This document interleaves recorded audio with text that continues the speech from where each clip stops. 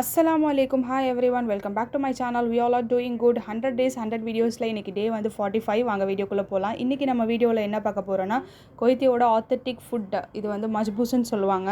இப்போ நம்ம ஊரில் எப்படி பிரியாணினா ஒரு எமோஷனாக உங்களுக்கு அந்த மாதிரி இங்கே குவைத்திக்கெலாம் வந்து மஜ்பூஸ்னால் ஒரு எமோஷன் சொல்லுவாங்க. ஸோ வாங்க எப்படி செய்கிறதுன்னு பார்க்கலாம். ரொம்ப ஈஸியான ரெசிபி. கண்டிப்பாக வீட்டில் எல்லாருமே ட்ரை பண்ணிவிட்டு எப்படி இருந்துச்சுன்னு மறக்காமல் கமெண்ட் செக்ஷனில் சொல்லுங்கள்.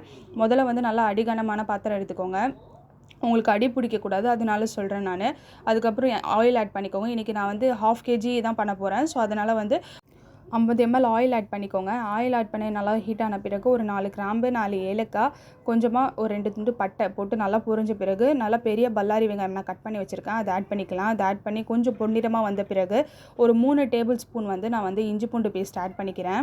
இதில் வந்து வெங்காயம் நல்லா ப்ரௌனிஷாக ஆகணும்னு தேவை கிடையாது, சும்மா கண்ணாடி பதம் வந்தாலே போதும். அதுக்கப்புறமா ஒரு 1/2 kgக்கு வந்து ஒரு சிக்கன் ஸ்டாக் போதும். 1 kg ஆட் பண்ணிங்கன்னா 2 சிக்கன் ஸ்டாக் எடுத்துக்கோங்க. சிக்கன் ஸ்டாக்னால் ஒன்றுமே இல்லை, அந்த மேகி க்யூப்ஸ்னு சொல்லுவோம்ல அதுதான். அதுவும் போட்டு நல்லா வதக்கிக்கோங்க.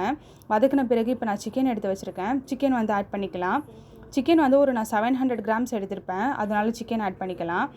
இது ஏன் எனக்கு அடி பிடிக்குதுன்னா வந்து சிக்கன் ஸ்டாக் வந்து நீங்கள் வந்து இப்போ வதக்கும் போது போடாதீங்க. தண்ணி நம்ம மெஷர்மெண்ட் பண்ணி போடுவோம்ல, அந்த டைமில் நீங்கள் சிக்கன் ஸ்டாக் ஆட் பண்ணிக்கோங்க. நான் ஞாபகம் இல்லாமல் இந்த டைம்லேயே போட்டேன். ஸோ அதனால் கொஞ்சமாக அடி பிடிக்கிற மாதிரி ஆகிடுச்சு. ஸோ அதனால் இருந்தாலும் நோ இஷ்யூஸ்.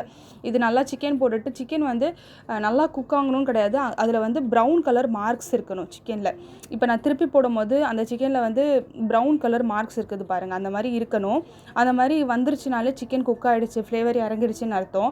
ஸோ வந்து நான் வந்து இன்றைக்கி 5 கிளாஸ் அந்த கிளாஸில் பாஸ்மதி அரிசி எடுத்திருக்கேன். 5 கிளாஸுக்கு வந்து 7 கிளாஸ் தண்ணி ஊற்றிக்கலாம். ஒரு கிளாஸுக்கு 1.5 கிளாஸ் அளவு தண்ணி ஊற்றிக்கலாம். தண்ணி ஊற்றிட்டு நல்லா கொதிக்க விடலாம். அதுக்கப்புறம் இப்போ கரம் மசாலா பவுடர் இருக்குல்ல, அது கொஞ்சமாக ஆட் பண்ணிக்கலாம். இவ்வளோதாங்க மஜ்பூஸ். இதை தாண்டி நம்ம எதுவுமே மசாலா சேர்க்க போகிறது கிடையாது. இதில் காரமோ எதுவுமே இருக்காது. இவ்வளோ தான். இது நல்லா கொதிக்கணும் இப்போ இந்த தண்ணி. இப்போ உங்களுக்கு இந்த டைமில் இது உப்பு செக் பண்ணி பார்த்துக்கோங்க கரெக்டாக இருக்கான்னு சொல்லி. ஏன்னா மேகி க்யூப்ஸ்லேயே ஆல்ரெடி நமக்கு உப்பு இருக்கும். ஸோ அதனால் பார்த்து சேர்த்துக்கோங்க. இப்போ தண்ணி நல்லா கொதிக்குது பாருங்கள், இதிலே சிக்கன் நல்லா வெந்திருக்கும். இப்போ நம்ம வந்து சிக்கன் செப்பரேட்டாக எடுத்துடணும் இந்த தண்ணியிலேருந்து. சிக்கன் செப்பரேட்டாக எடுத்து வச்சுட்டு அதுக்கு தனியாக மசாலா மேரினேட் பண்ணி அது ஃப்ரை பண்ணுவோம். அதனால் இப்போ இதில் இருக்கிற சிக்கன் பீசஸ்லாம் எடுத்துக்கலாம். உங்களுக்கு பெரிய பீஸாகவே போட்டுக்கோங்க, அப்போ தான் நம்ம ஃப்ரை பண்ணும்போது ஈஸியாக இருக்கும். ரொம்ப குட்டி குட்டியாக போடாதீங்க. ஒரு சின்ன 2 குட்டி பீஸ் மட்டும் உள்ளே விட்டுறேன், ஏன்னா வந்து அது கொஞ்சம் ஃப்ளேவராக இருக்கும். எல்லா பீஸும் எடுக்காதீங்க, ஒரு சின்ன 2 சிக்கன் பீஸ் வந்து அதிலே விட்டுருங்க தண்ணியிலே. அப்போ தான் வந்து ரைஸ் தம் போடும்போது நமக்கு கொஞ்சம் ஃப்ளேவராக இருக்கும்.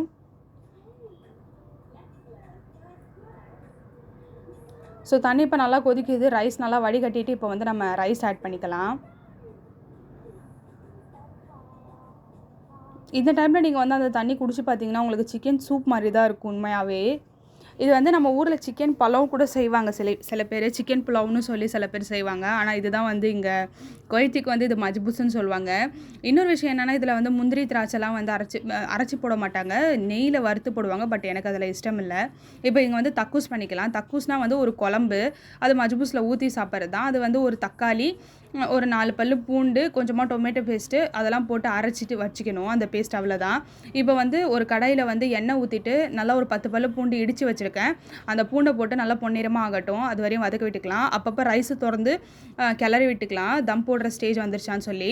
இப்போ நம்ம இங்கே தக்காளி பேஸ்ட் அரைச்சி வச்சுருக்கோம்ல, அது எடுத்து இதில் ஆட் பண்ணி நல்லா கொதிக்க விடலாம். சிம்மில் வச்சு நல்லா கொஞ்சம் கொதிக்க விடுங்க, அது வரையும் நம்ம போய் ரைஸ் தம் போட்டு வந்துடலாம். இப்போ ரைஸ் பாருங்கள், தண்ணி கொஞ்சம் கூட ரொம்ப மிதக்கிற மாதிரி இல்லை, ரைஸும் தண்ணியும் சமமாக வந்துருச்சு. இந்த டைமில் நம்ம தம் போட்டால் சூப்பராக இருக்கும். என்கிட்ட அலுமினியம் ஃபாயில் இருக்குது, ஸோ அலுமினியம் ஃபாயில் வச்சு நான் தம் போட்டுக்கிறேன். உங்கள்கிட்ட இல்லைனா நியூஸ் பேப்பர் யூஸ் பண்ணிக்கோங்க, அப்படியும் இல்லைனா துணி ஏதாச்சும் வச்சுருப்பீங்க, அதை வச்சு தம் போட்டுக்கோங்க.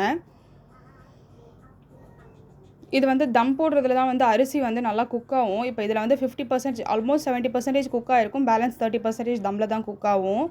ஸோ அதனால் கொஞ்சம் கூட ஆவி வெளில போகாத மாதிரி தம் போட்டுக்கலாம். கீழே வந்து இப்போ தம் போடுற பிளேட் வச்சுக்கிறேன். உங்கள்கிட்ட ஏதாச்சும் அயன் பாத்திரம் ஏதாச்சும் இந்த மாதிரி தவா, தோசைக்கல் தவா இந்த மாதிரி ஏதாச்சும் இருந்தால் அது மேலே வச்சு தம் போட்டுக்கோங்க. அதுக்கு மேலே ஒரு பாத்திரம் வச்சு அதுக்கு மேலே நான் வந்து வெயிட் வைப்பேன், அப்போ தான் வந்து கீழே விழாது எனக்கு. இப்போ பாருங்கள், அந்த தக்காளி பேஸ்ட்டு நல்லா வந்து கொதிச்சிடுச்சு. இப்போ இந்த டைமில் வந்து 1 ஸ்பூன் மிளகாத்தூள் ஆட் பண்ணிக்கலாம் நம்ம. உப்பும் ஆட் பண்ணிக்கோங்க. உப்பு ஆட் பண்ணிக்கிட்டு அதுக்கப்புறம் அந்த ஜார் அரைச்சோம்ல, அதிலே கொஞ்சம் தண்ணி ஊற்றி சேர்த்துக்கிறேன். சேர்த்து நல்லா கொதிக்க விட்டு அவ்வளோதான் தக்கூஸ் ரெடி. இது ரொம்ப ஈஸியான ரெசிபி. இது வந்து ரைஸ் சாப்பிட்றதுக்கு இப்போ எப்படி நம்ம பிரியாணிக்கு தால்ச்சாவோ அந்த மாதிரி மஜ்பூஸுக்கு வந்து தக்கூஸ்னு சொல்லுவாங்க. அவ்வளோதான். இப்போ இது நல்லா கொதிக்கணும். நல்லா கொதிக்க இதை வந்து கெட்டியாகிட்டே வரும் கொஞ்சம் கொஞ்சமாக. இப்போ இந்த மாதிரி கன்சிஸ்டன்சி வந்தோடனே நீங்கள் ஸ்டவ் ஆஃப் பண்ணிவிடுங்க. அவ்வளோதான் தக்கூஸ் ரெடி. இப்போ வந்து சிக்கன் நம்ம தனியாக எடுத்து வச்சுருக்கோம்ல, அதுக்கு மேரினேட் பண்ணிக்கலாம். ஒரு 2 டேபிள் ஸ்பூன் வந்து மிளகாத்தூள் ஆட் பண்ணியிருக்கேன். அதுக்கப்புறம் தேவையான அளவு உப்பு, அதுக்கப்புறம் 1/2 டீஸ்பூன் சோம்புத்தூள், 1/2 டீஸ்பூன் சீரகத்தூள், 1/2 டீஸ்பூன் மஞ்சத்தூள் இதெல்லாம் சேர்த்து நல்லா மேரினேட் பண்ணி வச்சுக்கலாம். இது வந்து ரொம்ப ஊறணும் அப்படிலாம் கிடையாது. நீங்கள் அப்படியே ஃப்ரை பண்ணிடலாம். இப்போ தவாவில் எண்ணெய் ஊற்றி சிக்கனை போட்டு மேலே மசாலா கொஞ்சம் இருந்துச்சுன்னா போட்டு மூடி போட்டு வேக விடுங்க. அப்போ தான் வந்து மசாலா ஒட்டும். இப்போ பாருங்கள் எண்ணெயில் அவ்வளோவா மசாலாவே பிரிஞ்சு வரல பாருங்கள். எல்லா மசாலாவும் சிக்கன்லேயே இருக்குது பாருங்கள். இப்போ இந்த சிக்கன் எடுத்து தனியாக வச்சுக்க வேண்டியது தான். அவ்வளோதான் மஜ்பூஸு. ரொம்ப ஈஸியான ரெசிபி. நிறைய பேர் வந்து என் சேனலை சப்ஸ்கிரைப் பண்ணாமலே பார்க்குறீங்க. வியூஸ் போதும், ஆனால் சப்ஸ்கிரைபர்ஸ் இல்லை. கண்டிப்பாக என் சேனலை மறக்காமல் சப்ஸ்கிரைப் பண்ணிக்கோங்க. உங்கள் சப்போர்ட் எனக்கு ரொம்ப தேவை. இப்போ அவ்வளோதான். இப்போ தம் உடச்சி பார்த்தீங்கன்னா ரைஸ் ரொம்ப உதிரியாக வந்துருந்துருச்சு. உங்களுக்கு இந்த வீடியோ ரொம்ப பிடிக்கும்னு நினைக்கிறேன். இன்னும் வர வீடியோலாம் நிறைய ஃபுட் கண்டென்ட்டோட உங்களுக்கு பிடிச்ச மாதிரி வீடியோ போடுறேன். மறக்காமல் என் சேனலை சப்ஸ்கிரைப் பண்ணிக்கோங்க. Stay tune. இந்த மாதிரி ரொம்ப சிம்பிளான ரெசிபி வேணும்னா கண்டிப்பாக என் சேனலை சப்ஸ்கிரைப் பண்ணிக்கோங்க. Stay tune. இன்ஷால்லா நெக்ஸ்ட் வீடியோவில் பார்க்கலாம். பாய்.